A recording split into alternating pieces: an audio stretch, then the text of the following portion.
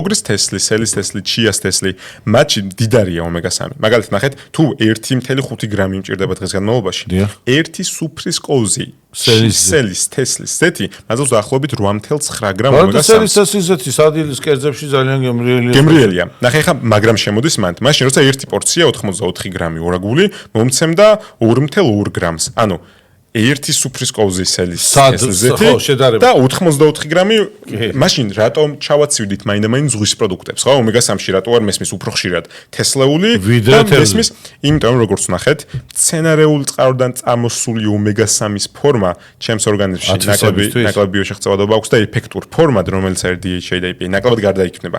ასე რომ, ეფექტური წყარო ომეგა-3-ის არის ზღვის პროდუქტები ჩემთვის, ორაგული და სხვა. თუმცა ხარდამჭერი თერაპიის ფონზე აუცილებელია მცენარეული ჯანსაღი ცხიმების ჩართულობა რაციონში, აი ამ სრული კომბინაციით ომეგა-3-ის რა საჭიროებას, რომელიც ყოველდღიურია, ესენციურია, ვიღებ და შემიძლია გადავაჭარ უკიდევაც, რომელიც მხოლოდ ბენეფიტური იქნება, რა თქმა უნდა, ადეკვატურ დოზებში, იმიტომ რომ საწამლოს და წამალს შორის დოზაა განაპირობებელი.